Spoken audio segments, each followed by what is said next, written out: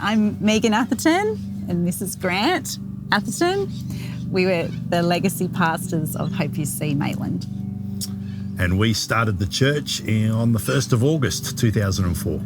We were asked to plant the church, to be honest. Mark and Roz there asked us to go to Maitland. They had on their heart 5 churches at the time that they wanted to plant.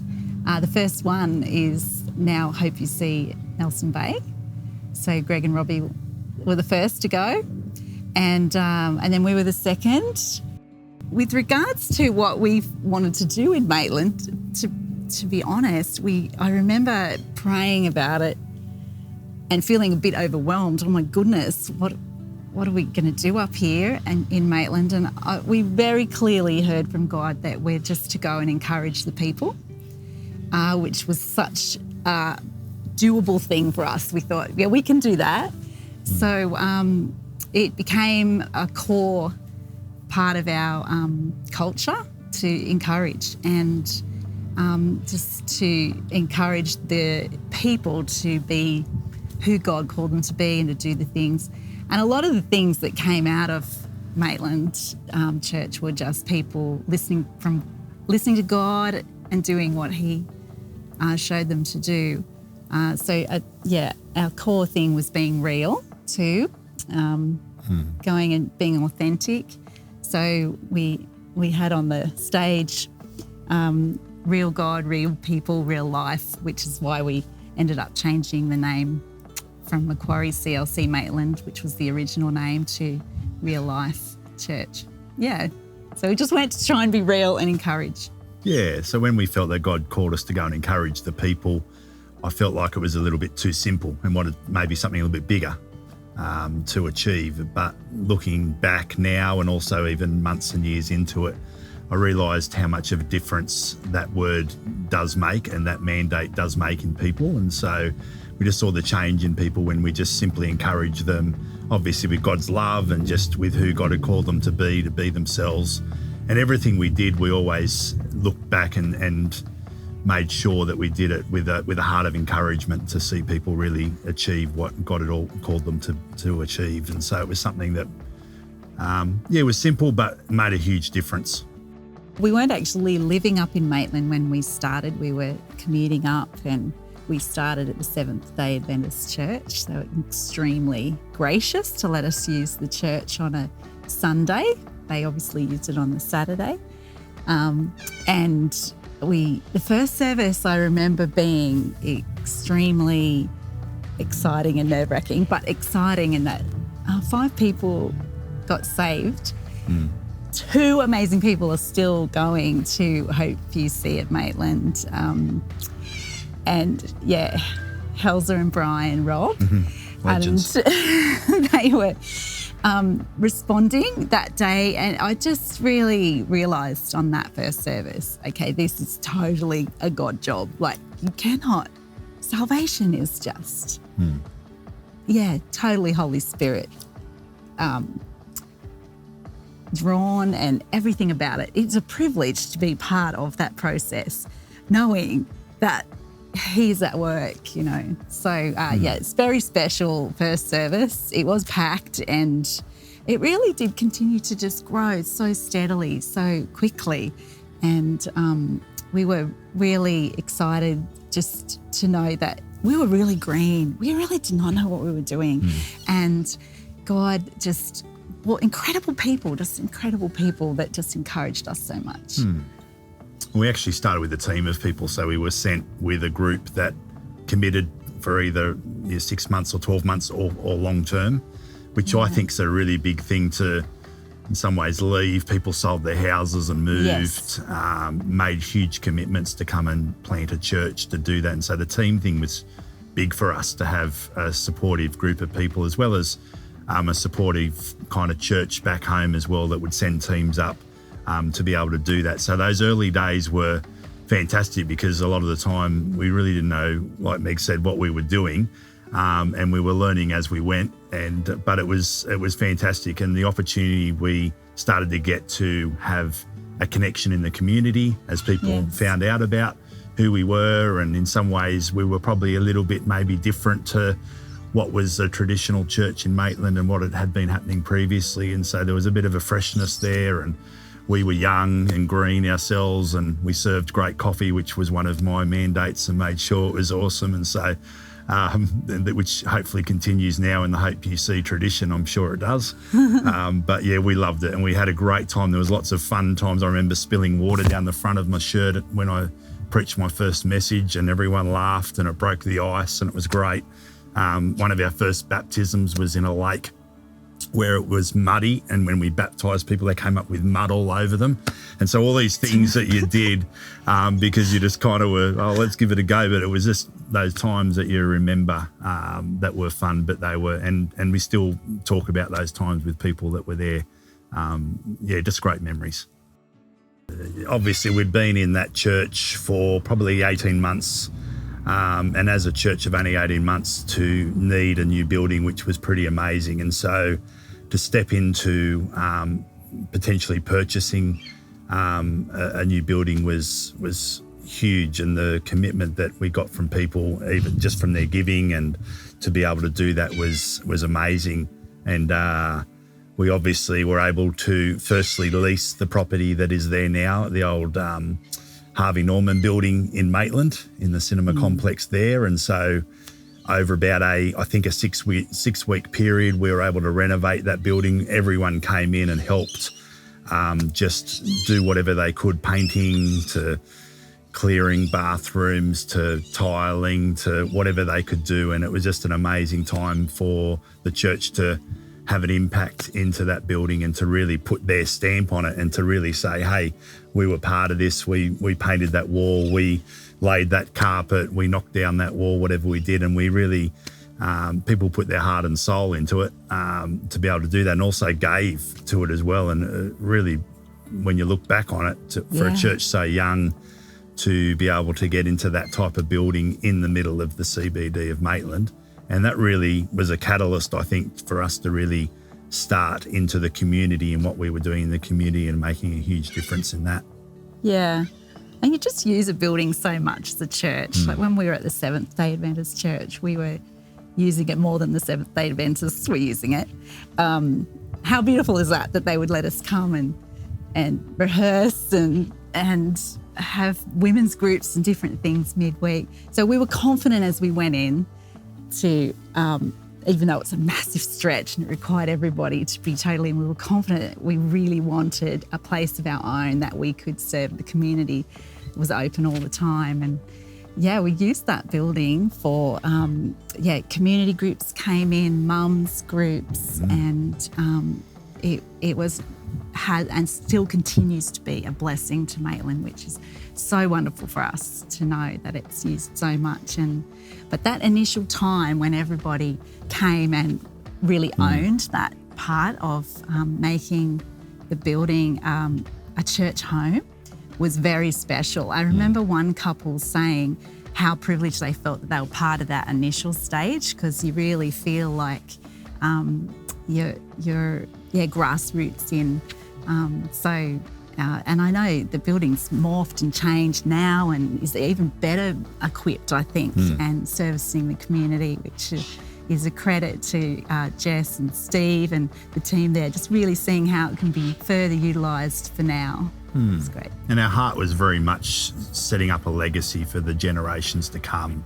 And I remember sharing the heart of having our church's name on title deeds of land, and how important that is to see the kingdom of God grow, and having a stake in the ground and having land that in some ways the people of God own, to be able to do that. And so to see that now, 15 years later, kind of continue to grow, and who knows where it could go from there, to be able to do that. So it's something that I suppose I'm proud of, and we're proud of, to be able to have that set up. And we believe, hopefully for generations to come, that they're going to be able to use that facility, obviously for the glory of God, to see the community and the connection of Maitland in there. And I think, it's a nice feeling. Yeah, I think our heart for the building was not just to be a place for people to meet on a Sunday, but for very much to be used midweek. And we had a whole range of not only church groups using it for community outreach and connection with mums groups and Friday free feed, we used to call it, and Gaz and Louie. Wednesday lunch things. There was a whole range of things that we loved seeing it happen. We also had community groups using it for their own community.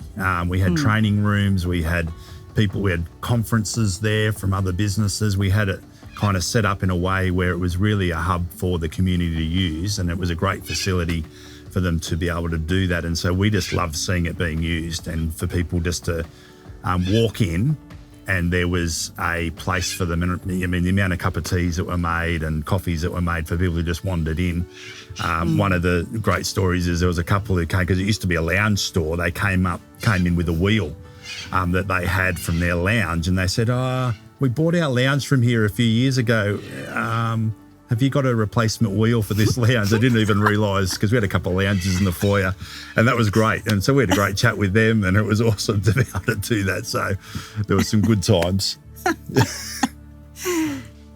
Look, I think the thing that comes to mind when I think about how things happened in the early days, or even as years progressed, it's really when people step out. Like, it's not me necessarily in my stories. I have countless stories of when people stepped out on it. I've got this idea to, there's so many people we could feed, Gary Ernst and Louie starting things. Christmas hampers. Yeah. A lot of things didn't come from us necessarily. They came from people thinking, I've got this little idea, and just with a little bit of encouragement doing it.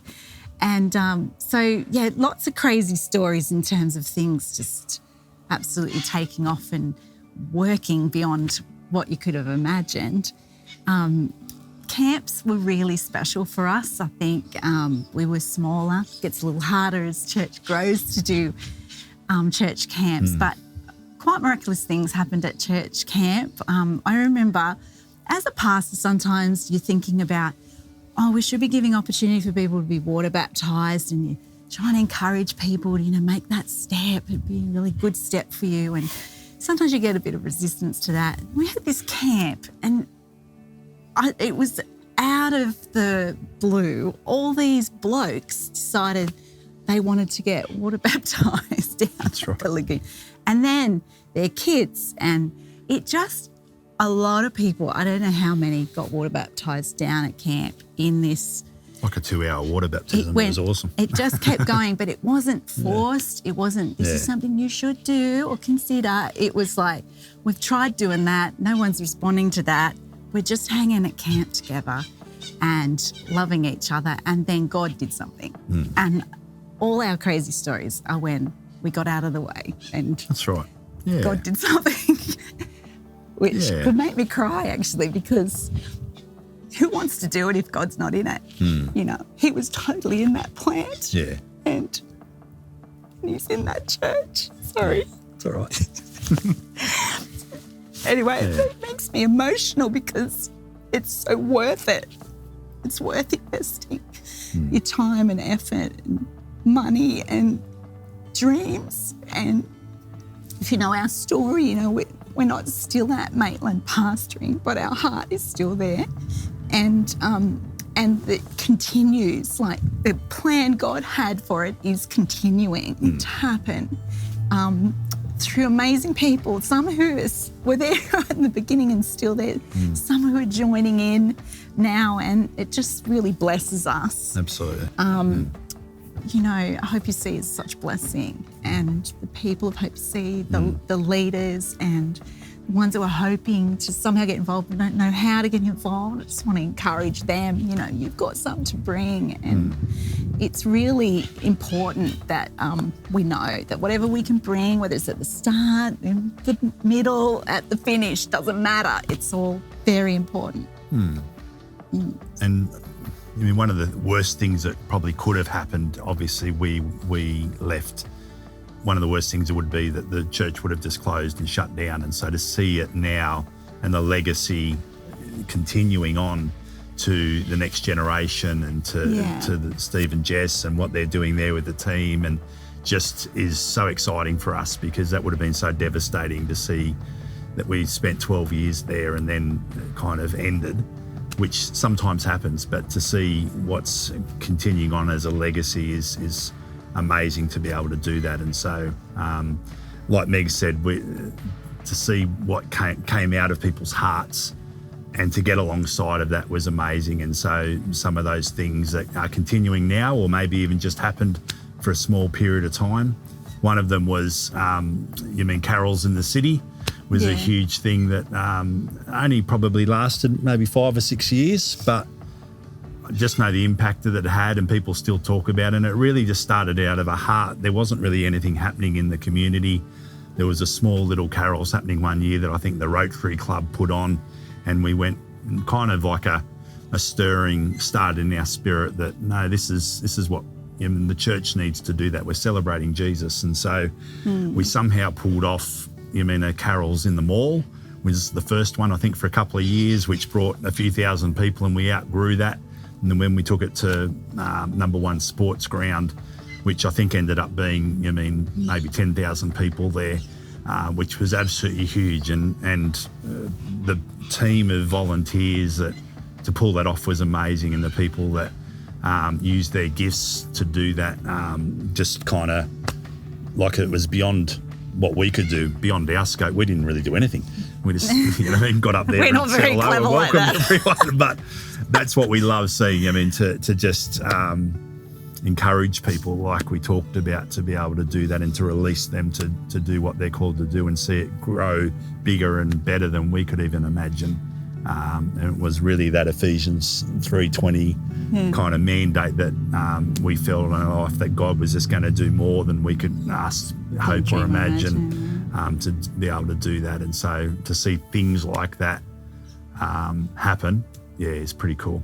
One of the things that we loved doing was obviously being outward focused as a church, both locally but also abroad as well. And one of the organisations that we partnered with was Compassion, who were obviously doing an amazing job and still are doing an amazing job. And we partnered in a region in Indonesia called Medan, and we partnered with 2 other churches, which what we loved about Compassion was partnering with other churches that were obviously doing a great work on the ground with their children's programs. And so the beauty of it was people got to sponsor a child as a Compassion sponsor child in a area that we were obviously partnering with those churches. And so there was people that may have been sitting in church that had a sponsor child, and the person they were sitting next to in church also had a sponsor child that were in that particular program as well. And so there was in some ways a personal connection in that region and in that town, in that city, that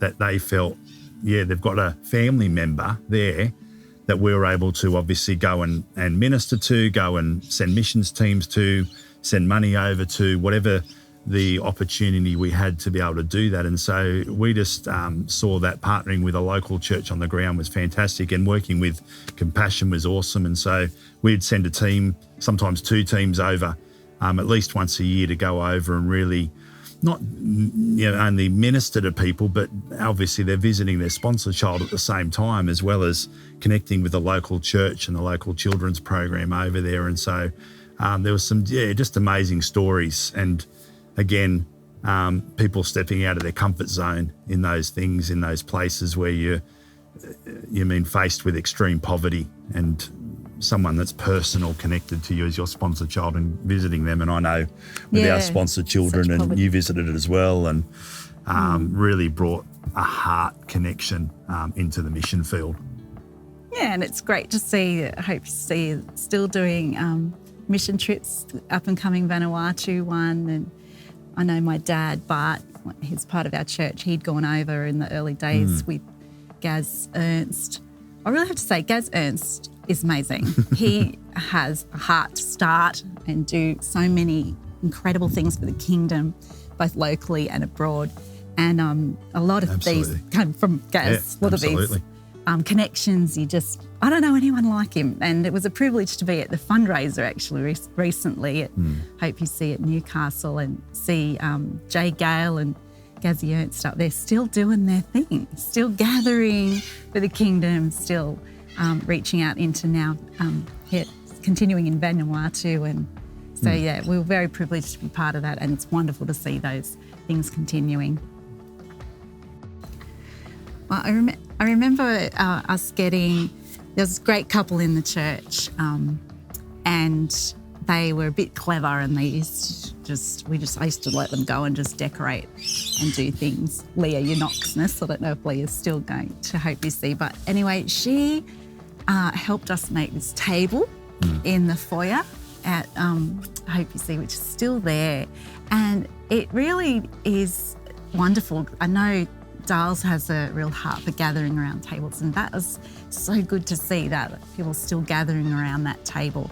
Not just gathering around that table in that foyer, but considering how to gather around your own local table or creating a table somewhere.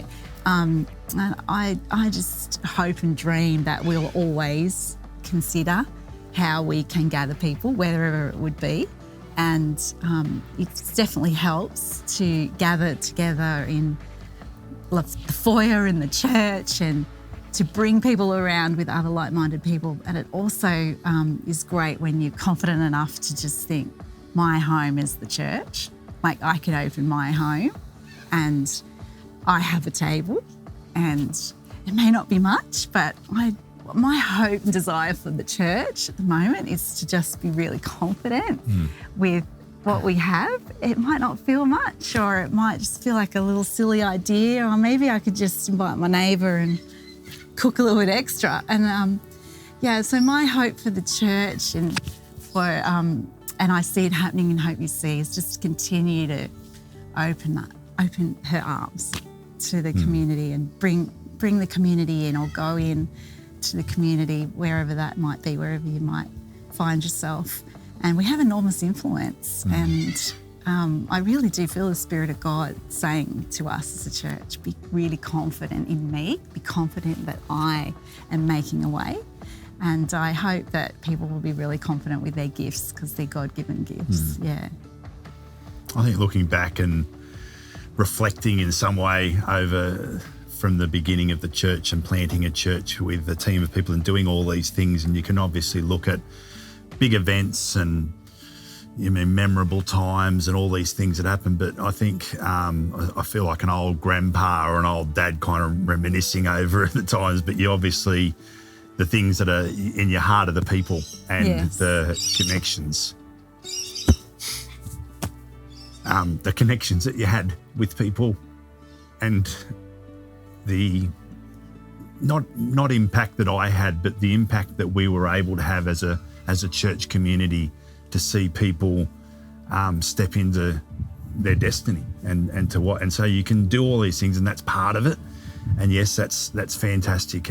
But to see people's lives changed, to see their children's lives changed, and for generations to come. And Brian and Helen Robb, who were saved at our first service, to see their children, and obviously down the track grandchildren, change. That's the thing we're talking about, legacy. To have a small part to play in that really is the thing that I hope for continues on. And whatever that looks like, whatever format that might be, whatever style, whatever type of church that might be, because that's my dream, is that will continue to happen from generation to generation through the Maitland campus of HopeUC.